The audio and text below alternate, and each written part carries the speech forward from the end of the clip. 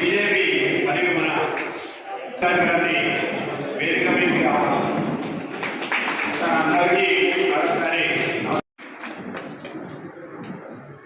తర్వాత అధ్యక్ష గారి ప్రసంగం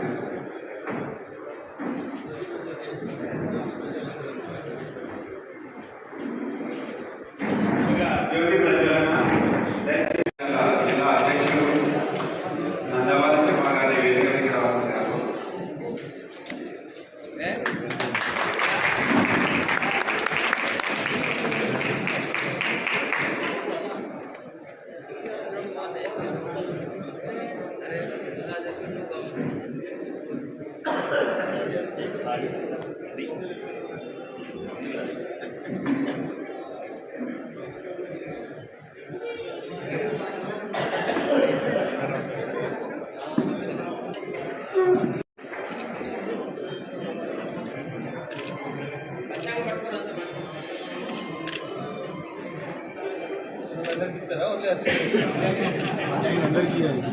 సార్ ఎక్కువసారి ఇక్కడ చూడండి.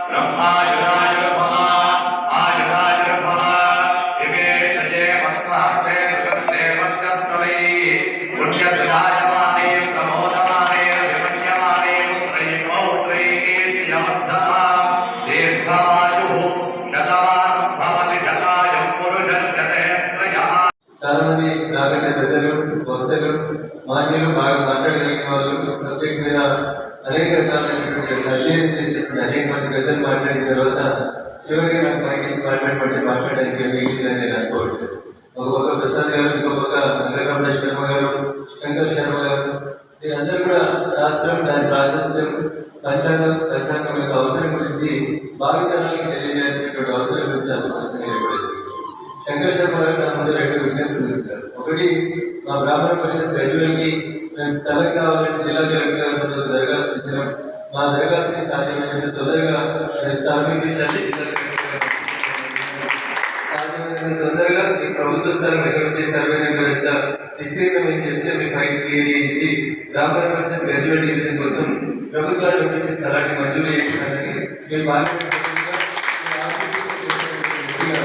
ఈ సందర్భంగా మీకు అందరికీ ఆలోచిస్తున్నాను.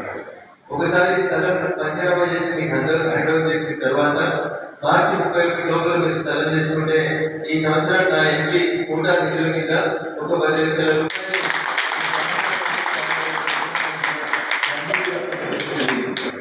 ఒకవేళ మీరు మార్చి 31 2025 లోపల తెచ్చుకోకపోతే మళ్ళీ వచ్చేటువంటి ఆర్థిక సంవత్సరం ఏప్రిల్ 1, 2025 నుంచి మళ్ళీ మార్చి 31, 2026 మధ్యలో మీరు ఎప్పుడు స్థలం కాగితాలు తీసుకుని వచ్చినా నేను సంబంధిత ఏఈ గారికి ఇన్స్ట్రక్షన్స్ ఇచ్చి మొదటి విడతలో 10 లక్షల రూపాయలు బ్రాహ్మణ ఈ సందర్భంగా తెలియజేస్తూ మేము స్కూల్ పిల్లలు శని ఆదివారాలు మాత్రమే సెలవు దొరుకుతుంది. పార్లమెంట్ నడుస్తున్నారు.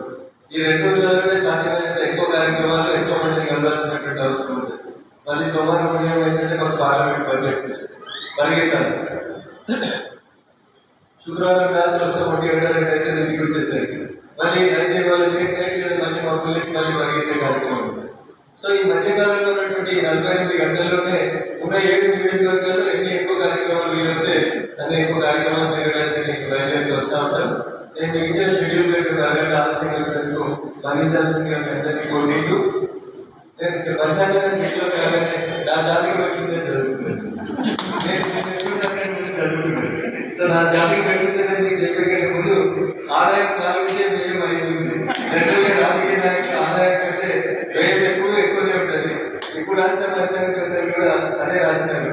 వచ్చే సంవత్సరం కూడా ఆదాయం కంటే వ్యయం ఎక్కువనే కనబడతా ఉంది. ఎందుకంటే local body elections, municipal elections, జిల్లా మండల పరిషత్ ఎలక్షన్స్, మళ్ళీ రాజకీయ నాయకులకి ఈ సంవత్సరం కూడా ఖర్చుల కార్యక్రమం ఉన్నట్టుంది. అందుకని పంచాంగకర్త నా రాశి ఫలితాన్ని చూసినప్పుడు ఆదాయం కంటే వ్యయాన్ని ఎక్కువ చూపెట్టారు. సో ఒక రకంగా ఇది మన ముందు మనల్ని పంచాంగాన్ని విమర్శిస్తారు. వాళ్ళ వృత్తి విమర్శించడమే వాడు వృత్తిగా పెట్టుకున్నాడు కాబట్టి మనం వేస్తుంటే వాళ్ళు నో అనేటువంటి జాతికి సంబంధించినటువంటి కొంతమంది ఉంటారు. పిల్లల్ని అటువైపు పోతుంది. భారతదేశం అంటేనే ఒక గొప్ప సంస్కృతి సాంప్రదాయాలు ఈ దేశం నుంచి విదేశాల్లో సెటిల్ అయినటువంటి అనేక మంది కూడా అక్కడికి పోతే ఎప్పుడైనా అమెరికాకు, ఆస్ట్రేలియాకి పోతే వినాయకుని పూజ చేయకుండా ఏ కార్యక్రమం కూడా జరపడంత గొప్పగా చేస్తా ఉన్నారు. మన పండితులు, బ్రాహ్మణులు కూడా విదేశాలకు ప్రయాణమై అక్కడ కూడా సెటిల్ అయినట్టు కనబడుతున్నారు. I wish you all the success. దగ్గర ప్రాంతం నుంచి కూడా కొంతమంది బ్రాహ్మణ ఉత్తములు ఖండాంతరాలకి మీ కీర్తిని జ్ఞాపింపజేయాలని దగ్గర బ్రాహ్మణ పరిషత్కు సంబంధించినటువంటి వాళ్ళు ఏ దేశంలో అయినా ఒకరిద్దరు బ్రాహ్మణులు వెళ్ళేలాగా ఆ విషయం మీ అడుగులు పడాలని మనస్ఫూర్తిగా కోరుకుంటూ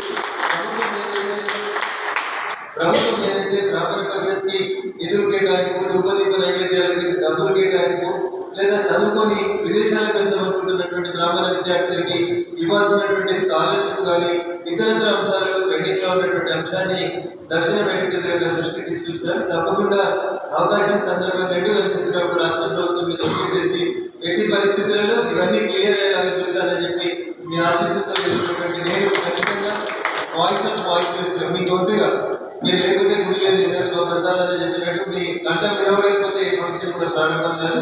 ఖచ్చితంగా మీ గొంతుగా అటు అసెంబ్లీలో అటు పార్లమెంట్ ఎక్కడ అవకాశం వచ్చి మాట్లాడడానికి అవకాశం దొరికిన ప్రతి సందర్భంలో వాయిస్ ఆఫ్ వాయిస్లెస్ గా గొంతు లేని పేద ప్రజల పక్షాన, గొంతు లేని అమాయకుల పక్షాన, గొంతుండి అసెంబ్లీకి రాలేకపోతున్నటువంటి మా పేద బ్రాహ్మణుల పక్షాన కూడా బాగా